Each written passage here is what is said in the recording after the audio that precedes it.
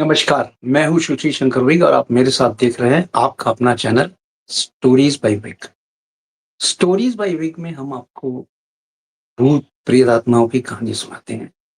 ये real stories होती हैं और आइए इसी कड़ी में हम आपको आज स्टोरी सुनाते हैं उत्तराखंड से। उत्तराखंड की ये स्टोरी है और 2004 की है। उत्तराखंड में एक छोटा-सा गाँव था, उस गाँव में एक योगेश नाम का लड़का रहता था, अपने माता-पिता के साथ और एक बहन के साथ। माता-पिता और बहन ये इतना बड़ा उनका फैमिली था, वो अपने साथ रहते थे ये लोग एक साथ। योगेश जो था, पिता का हाथ भी बटाता था। उनके पिताजी थे योगेश के, वो एक टैक्सी ड्राइवर थे। टैक्सी चलाते थे प्लस उनके पास एक गाँव में खेत भी था, उस खेत में काम करते थे और उनके पिताजी से जो भी पैसा लाते थे, उसी पैसे से उनका घर-बार चलता था। सोर्स ऑफ इनकम इनके पिताजी ही थे। योगेश अभी छोटा था, यानी योगेश 20 साल का होगा, लेकिन योगेश अभी काम नहीं करता था। योगेश काम की तलाश में इधर-उधर देख रहा था, उसको काम नहीं मिल रहा था। योगेश ने काम के लिए बहुत हाथ-पैर मारे, लेकिन उसको बहुत लोगों से कहा, फिर उसने एक ऐसे आदमी को कहा जिसने कहा भई कुछ भी तरह से हमको काम मिल जाए, हम करने के लिए तैयार हैं। क्योंकि उसकी बहन भी अभी छोटी है, उसकी शादी करनी है, पिताजी के ऊपर काफ़ी बोझ है, माता भी वृद्ध हो चुकी हैं। योगेश जिस आदमी से जिसको काम कहा था दिलाने के लिए, उसको बोलता है कोई भी मुझे काम मिल जाए, मेहनत वाला काम मिले, मैं दिन-रात काम करूँगा और जो भी होगा हम कर लेंगे, मेहनत वाला ही काम करेंगे। कई लोगों को इसने कहा हुआ था काम के लिए। अब देखिए लक कैसे चेंज होती है। एक इसका बहुत दूर का रिश्तेदार था, उसको कहीं वो फैक्ट्री में काम करता था, उस फैक्ट्री में ही इसने बात की थी और फैक्ट्री में लोगों की ज़रूरत थी। योगेश को वो बताता है और योगेश उस फैक्ट्री में जाता है। योगेश को वो फैक्ट्री मिल जाती है काम के लिए, लेकिन उसके टर्म्स कंडीशन ये थे कि आने का टाइम तो है 8 बजे सुबह, जाने का कोई टाइम नहीं है। आप रात को कभी भी फुर्सत होगी तभी आप जाएँगे, जब आपकी शिफ्ट खत्म होगी तभी आप जाएँगे। योगेश ने कहा भई मरता क्या नहीं करता, काम तो करना ही है, घर के लिए काम करना ही है, पैसे इकट्ठे करने हैं। अब काम में वो लग जाता है, दूसरे दिन उस जाता है, यानी पहला दिन था उसका फैक्ट्री में, एक फैक्ट्री में उसकी नौकरी लगती है। आज पहला दिन था। वो जाता है, वो देखता है बहुत सारे लोग हैं वहाँ पे, वो भी अपना एनरोलमेंट करवा लेता है, करवा के काम करता है। काम उसके मनपसंद था, हार्ड वर्किंग था। सुबह 8 बजे से लेके रात को साढ़े 9 बजे उसकी जो शिफ्ट थी वो खत्म हुई और साढ़े 9 बजे जब शिफ्ट खत्म हुई, तो जब वहाँ से निकला बाहर, उसने देखा कि बाहर गेट पे कई गाड़ियाँ लगी हुई हैं। एक गाड़ी में जाके पूछता है कि भाई हमें भी छोड़ दोगे क्या? उसने कहा कि हाँ, हम उसी रूट से जाते हैं, आपको भी छोड़ देंगे, ऐसी कोई बात नहीं है, आप बैठ जाएँ गाड़ी में। योगेश ने भाव दिखा ना ताओ गाड़ी में बैठ गया। उसने कहा यार ये तो बहुत बढ़िया है कि हमको फैक्ट्री में काम करने के लिए भी मिला है और गाड़ी फ्री में लेके जाती है घर। ये तो बहुत अच्छी फैक्ट्री है और बहुत अच्छा काम है। योगेश के दिलो-दिमाग में ये काम बहुत अच्छी तरह बैठ गया, हार्ड वर्किंग था। अब योगेश को वो टैक्सी जो गाड़ी थी, वो गाड़ी ऑन द रोड छोड़ती है और ऑन द रोड छोड़ने का मतलब है कि वहाँ से 1.5 किलोमीटर पैदल जाना पड़ता है, उसके गाँव की तरफ। अब रात के 11 बज चुके थे, जब इनको जो है, इनकी जो बस थी, वो सड़क पे छोड़ती है, सड़क पे उतर जाता है। वहाँ से खेलता-खालता वो अपने घर की तरफ जा ही रहा था कि एक तिराहा आता है।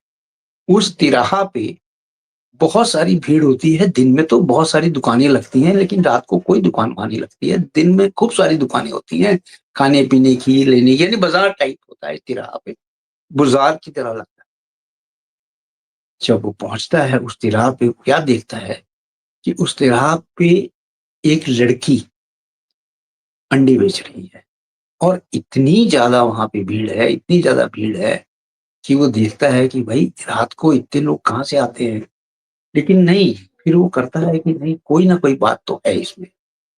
अब वो देखता है कि क्या है, आता है अपने पास और रुक जाता है वहाँ पे और आके पूछता है। इतनी देर में लोग वहाँ से चले भी जाते हैं। वो जो लड़की थी बहुत खूबसूरत थी और अंडे उसने ऐसे कहीं देखे ही नहीं थे। इतने बड़े-बड़े अंडे, इतने बड़े-बड़े अंडे। उसके दिमाग में कई चीज़ें आती हैं। वो पूछता है उस लड़की से, खूबसूरत सी लड़की से कि भाई ये अंडे किसके हैं? कहती भाई अंडे आप देखो, ये खाने वाले अंडे हैं लेकिन ये अंडे मुर्गी के नहीं हैं बल्कि ये बतख के हैं। लेकिन एक अंडा आप लेके जाओ, इस पे बहुत एनर्जी आती है, आप एकदम से स्वस्थ हो जाओगे। आपके पिताजी के लिए भी एक अंडा लेके जाओ। लेकिन योगेश बोल नहीं पा रहा था, इसके जेब में कोई पैसा नहीं था। लेकिन वो लड़की समझ चुकी थी इसके पास पैसे नहीं हैं। लेकिन फिर वो लड़की कुछ बोल नहीं रही थी। वो कहती है ये अंडे पे फ़ोर्स कर रही थी, आप अंडा लेके जाओ। एक ही अंडा ले जाओ लेकिन ले जाओ। वो नहीं लेके जाता है। अब काफ़ी देर तक वो सोचता रहता है कि ये मुझे क्यों कह रही है अंडा ले जाने के लिए और इतने बड़े अंडे तो हम खाते ही नहीं। हमने तो पहली दफ़ा इतने बड़े-बड़े अंडे देखे हैं। जैसे ही वो जाने के लिए होता है, लड़की फिर बैठा लेती है कुछ देर के लिए, "अरे बैठो मेरे साथ बात करो, आपसे बात करके बहुत अच्छा लग रहा है।" योगेश भी पता नहीं क्या उस लड़की में सम्मोहन जादू था या क्या उसने सम्मोहन कर दिया था लड़की ने लड़के को कि जब भी उठता था जाने के लिए उसको एक बार बोलती थी, "बैठ जाओ," ये बैठ जाता था। इसी तरह से टाइम बीतता गया और करीब 12:30 बजे बज गए। अब इसने सोचा योगेश ने कि भाई मेरे घर में जाना ही पड़ेगा क्योंकि घर में राह देख रहे होंगे माता-पिता और मेरी बहन, इसको घर जाना ही पड़ेगा। वो उठता है वहाँ से जाने के लिए, इस बार रोकते ही नहीं रुकता है लेकिन वो बोलती है, जो लड़की थी, वो बोलती है कि कुछ देर और रुको, यहाँ पे बहुत सारे आएँगे और अंडे कैसे बिकते हैं वो आप देख लेना और कैसे अंडे लेके जाते हैं लोग वो देखना है क्योंकि इसकी बिक्री बहुत है, इसकी डिमांड बहुत है। योगेश को ये बात समझ में नहीं आती, वो क्यों रोक रही है और रात को कौन आएगा अंडे लेने के लिए? 12-1 बजे के बाद कौन आएगा अंडे लेने के लिए? लेकिन इसकी योगेश की उत्सुकता उस समय बढ़ जाती है, जब वो कहती है कि ऐसे अंडे दुनिया में कहीं नहीं मिलेंगे, केवल मेरे पास ही मिलते हैं और मैं इसको बेचती हूँ। अब उसको ये समझ में नहीं आ रहा था, करे तो क्या करे? लेकिन योगेश वहाँ से उठ के उसके दिमाग में ये बात बैठ गई थी कि मुझे देखना है कि ये लड़की किसको अंडे बेचती है और कैसे अंडे बेचती है। वो एक झाड़ियों के पीछे छुप जाता है, उसको जिज्ञासा होती है देखने के लिए कि वो देखे कौन लोग हैं आते हैं। जैसे ही वो झाड़ी के पीछे छुपता है, थोड़ी देर के बाद क्या देखता है कि 10-12 आदमी जो हैं, वो उड़ते हुए आ रहे हैं उस लड़की के पास और उड़ते हुए आए हैं और सबको वो एक-एक अंडा दे रही है। वो अंडे वहीं पे तोड़ते हैं और खा लेते हैं, उसके ऊपर का छिलका वहीं फेंक देते हैं।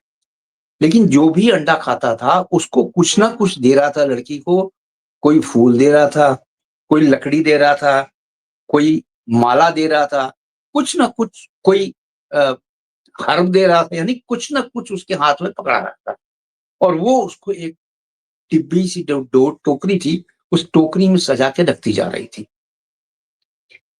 देखते ही देखते उसके सारे अंडे बिक गए। सारे अंडे बिक गए लेकिन उसने योगेश ने देखा कि उसको सब लोग कुछ ना कुछ दे रहे हैं लेकिन पैसा कोई नहीं दे रहा है। उसकी ये बात समझ में नहीं आई कि भई पैसे के बगैर ये करेगी क्या? अब जैसे ही वो सब उड़ने वाले आदमी थे, जो वहाँ से जाने वाले थे अब वो जब चले गए, योगेश को ये समझ में नहीं आ रहा था कि ये आदमी है या भूत है या प्रेत है?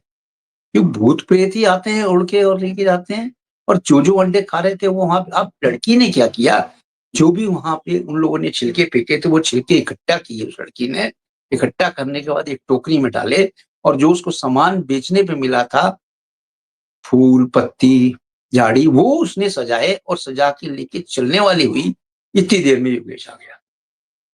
योगेश के दिल में जो बात थी उस लड़की से पूछा, "भाई एक बात बताओ, ये इंसान तो लग नहीं रहे थे मुझे जो आए थे आपके पास अंडे लेने, ये कौन थे?"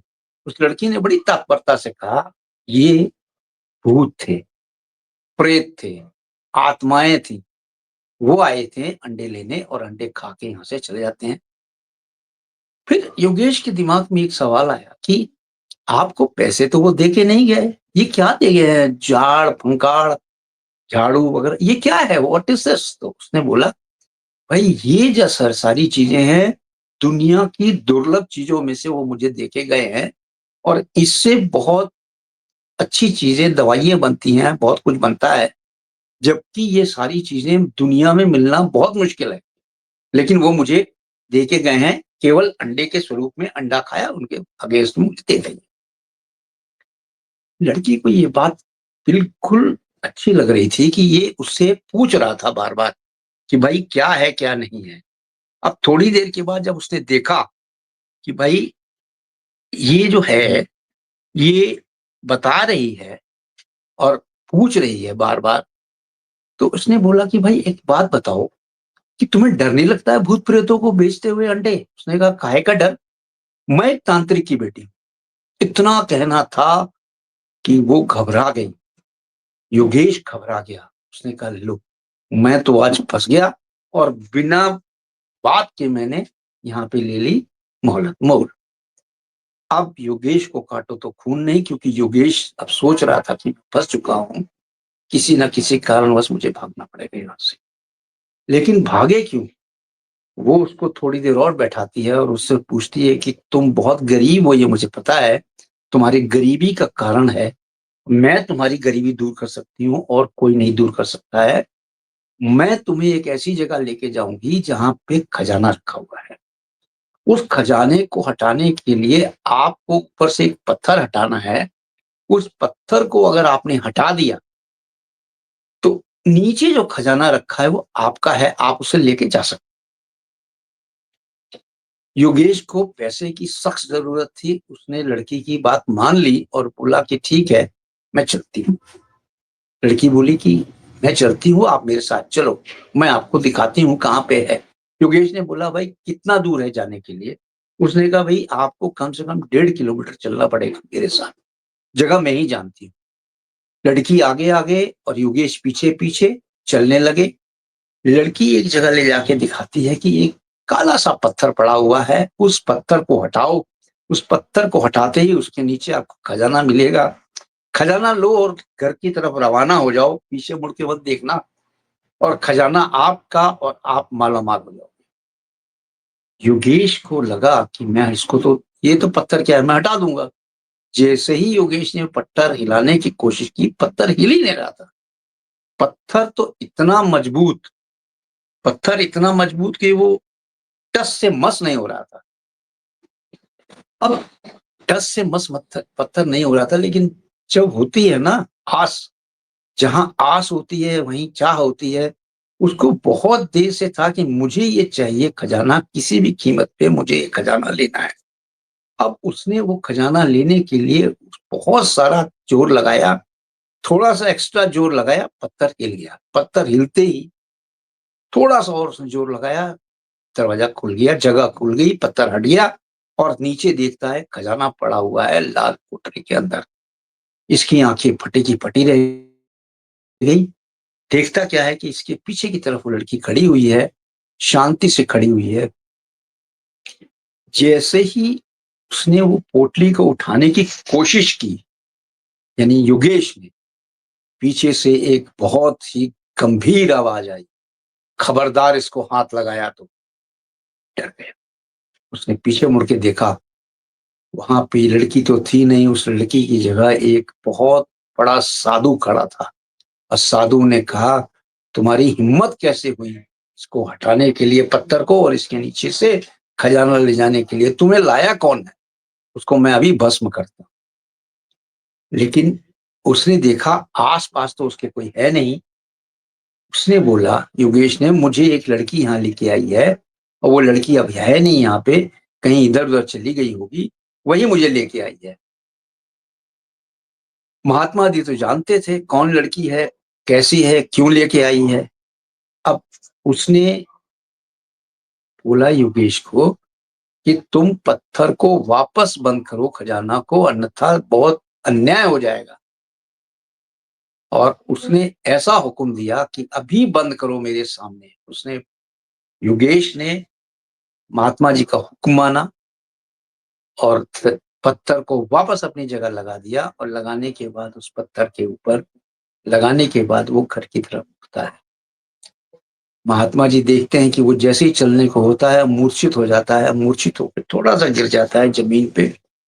महात्मा जी अपने कुंडली से जल निकालते हैं, जल निकाल के योगेश के ऊपर छिट्टा देते हैं, योगेश को होश आता है।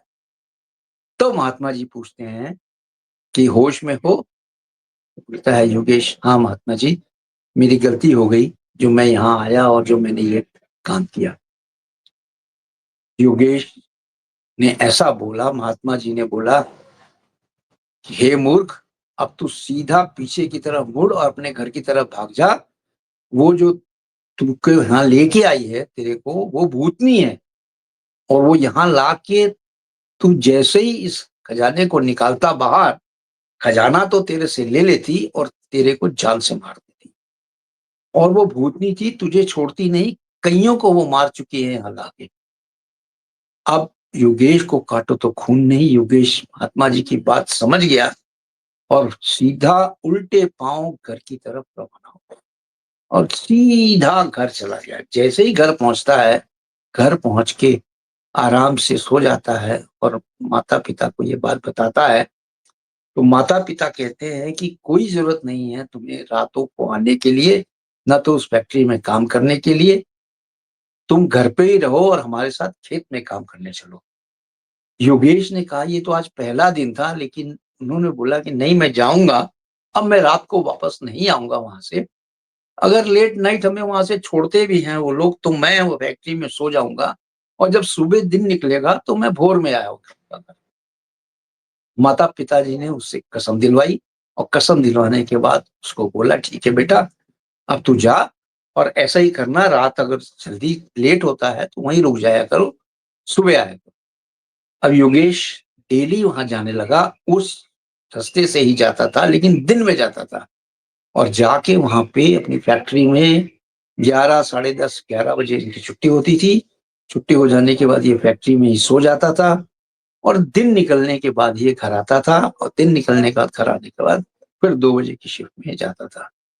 तो इस तरह से योगेश की जान बची और उस भूतनी जो थी उसने अपना एक शिकार खो के छोड़ दिया और भूतनी भी गायब हो गई।